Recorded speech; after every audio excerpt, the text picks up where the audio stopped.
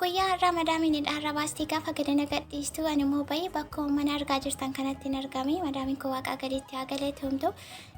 Maaliif kan ishee galateeffadhu ijoolleen tokko tokko madaamiin keenya akka gadi baanee waa bitannu wantoota nu barbaachisu bitannu nuuf hin eeyyamtu saantimuma keenyaanu ni rakkanna ni kadhanna waan barbaanne hin argannu warri jettan waan jirtaniifu kan kommosa kanarratti xaaxaan qabdu garuu wanti bitadhu wanti na barbaachisu hundu saantima kan kootiinii jechuudha. Isumaan ofiitiin iyyuu gadi ba'anii waa bitachuu dhabuunis baay'ee ulfaataa baay'ee chaalenjii namatti ta'a waan ta'eef isinis immoo obsaa waan hundumaaf iyyuu guyyaan jira isiniin jecha.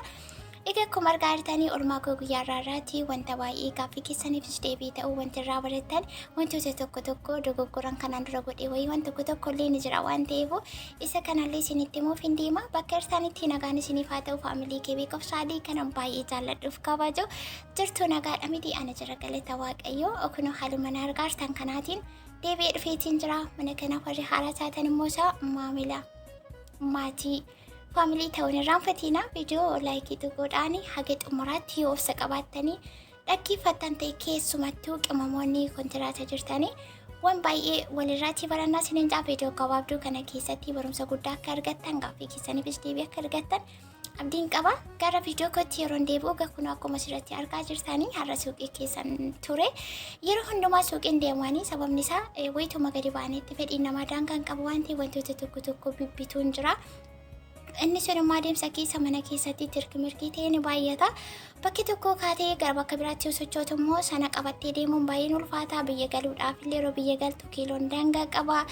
Akkasumallee kaargoo erguudhaaf illee haara kaargoorraati qaraxa akkamii chaalenjii akkamii saantiba akkamittiin akka namarratti qisaasu ni beektu waan ta'eef of eeggannoo gochuun gaariidha. Kanaan durani saantiba baay'een dhaba akkanaa ture maaliif beekumsa dhabuu fi hubannoo dhabuu korraan kan ka'e sanarraa barachuudhaan amma kana yeroo hundumaa suuqiin deemuu jechuudha. Ji'a 5 ji'a 6 deebi'ee deema malee hin deemu. Wanta na barbaachisu asitti kanan fayyadamu kan na barbaachisu bitadhee galaa isa booda tureetiin suuqiitti deebi'aa jechuudha. Kun egaa bakka kanatti wanta rifeensa keenyaaf ta'u waan baay'eetu jira. Bakka kanaa kan isinitti agarsiisu kan bakki harki koo tuqiyyoo kan bakka isinitti agarsiisu wanta itti fayyadamee guutummaa guutuutti faayidaa akkamii qabu guutummaa guutuutti itti amanuun isinitti agarsiisa.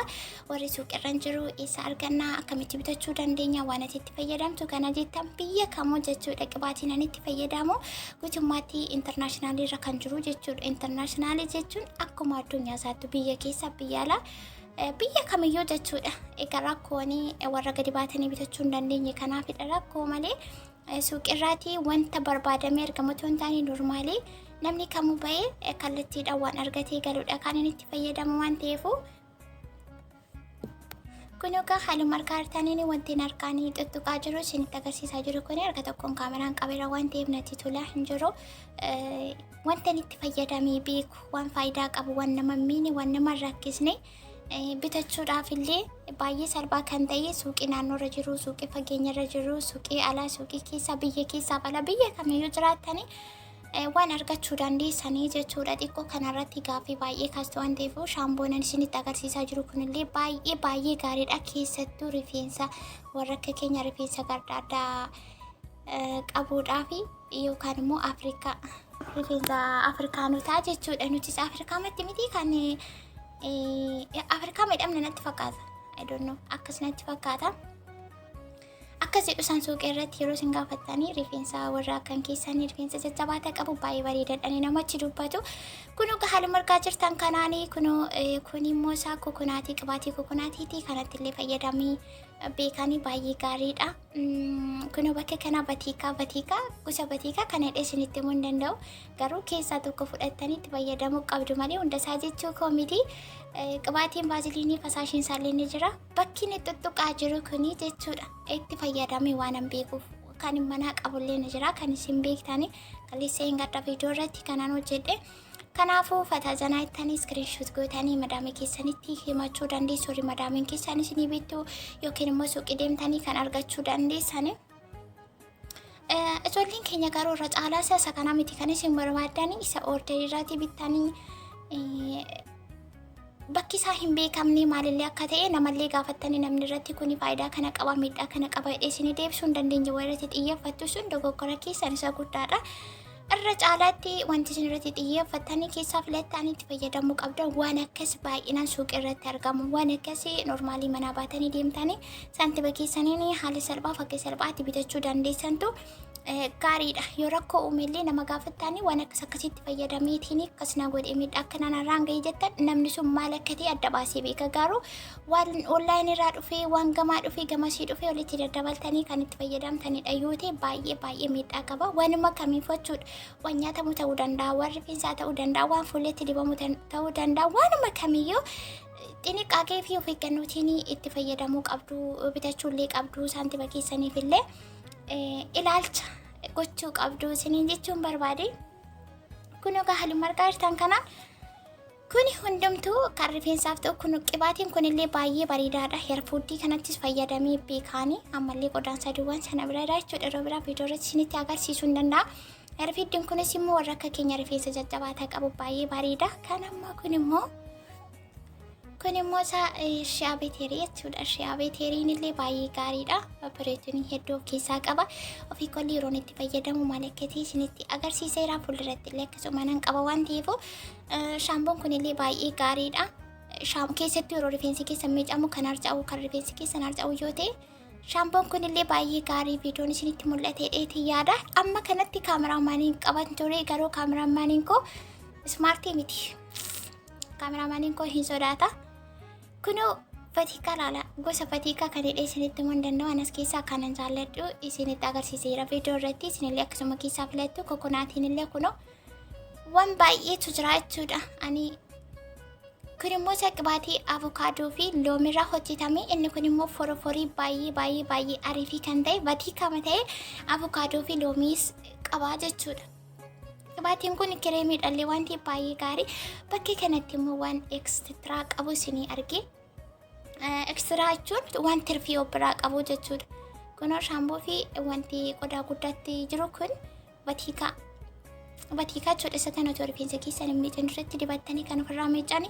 Kan qullubbii adii jira, kan qullubbii diimaa jira, kan luuzii jira, kan wanti garaagaraa jira jechuudha. Wanti garaagaraa akkuma suuraa isaarratti argitanii. Ekstraan immoo waan tirfii ofirraa qabu jechuudha. Qodaan isaa guddaa. Bukkee isaatti immoo shaampoonni jira. Isaan kun speeshaal oofariidha. Speeshaal oofar jechuun wanta tirfii of biraa qabu. Wanta eebba of biraa qabu jechuudha. Isa budala kanaan xumuree xiqqoo ishee bireekii fudhannee jirra.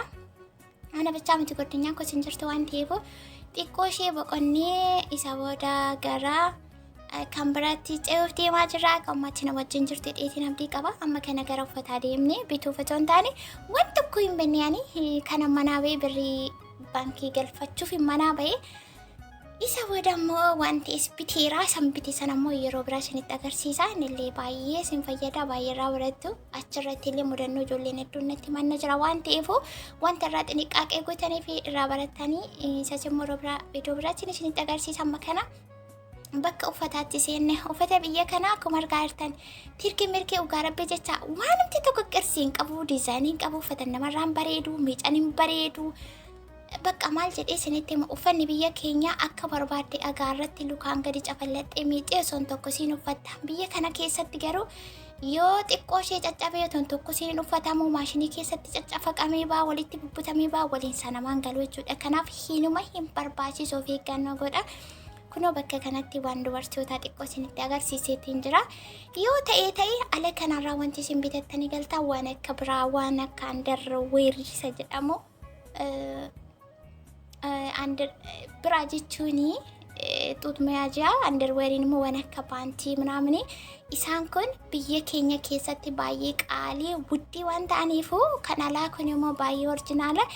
Isaan kana waan akka xuut mayaajaa ምናምን kana waan dubartootaa jechuudha. Asii otoo bitatanii baay'ee bareeda.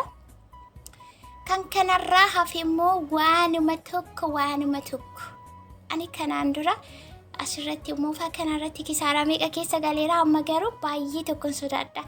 Nama miidhamee arge miidha nama beeka waan ta'eef uffata alaa hin bitiina bakka. Birrii keessan isin barbaachisa. Birrii fudhattanii galtanii biyya keessaati kan isinitti tole bitachuu dandeessu. Gaarii miti faayidaa hin qabu. Amma lafa keessa bittee lafa keessa jalamaan sadan kana yoo itti deebite inni mashashaa abaalla shaayillee hin ta'u jechuudha. Baay'ee nama dabarsa kan warri beektan beektu waan ta'eef yeroo hundumaa madamiin keessa ala hin bayina maaliif fedhiin nama kan qabu waan saantii babaasna waan ta'eef adeemsa keessa kisaaraa guddaa keessa nama galchaa xiniqaaqeetiin deemaa sininja kun akkuma argaa jirtanii harka duwwaa bayii harka duwwaa galaa jira jechuudha maaliif bituun barbaadu dhimma na barbaachisu xumuraa'eetiin jira shaamboo minaaminii kan na barbaachisu immoo bitee yeroo jafur jashan jajaa haga nagawuttiin kaawwadha waan ta'eefu imman deemee fi xumuradhee galata waaqa amma kanaa gara mana keenyaatti deebi'uudhaa fi imalarra jirra gara makiinaa keenyaatti deebi'uuf deemaa jirra sininjaa hagammaatti waan wajjin turtanii viidiyoon kos gara xumuraatti jirti waan ta'eefu akka warraa barattan akkasumallee warri gaaffii qabdan suuqii keessa waan akkasii jira eessa argatti eessaa bittaa biyya kam jira eessa jira qe'ee kam jira warri jettan ni jira warra bitachuu dandeessanii waan akkasii qassidhaatii saantiba keessanii utuun qisaasisiin taragaaggaa simmiitii taragaaggaa ta'eetiin laayivii keessanitti fufaa isiniin jechuu barbaade amma kana shufeerri garatti deebiin beekuu isa barbaadutti jira qaqqabuuf deemaa jira kana fakkaataa gammaatti yeroo keessan aarsaa gootanii waan wajjin turtaniif hedduu galatuumaa akkan isin jaalladhu isin kabaju isinuu ni beektanii isinillee viidiyoo laayikii gochuudhaan na eegaa isiniin jaa baay'ee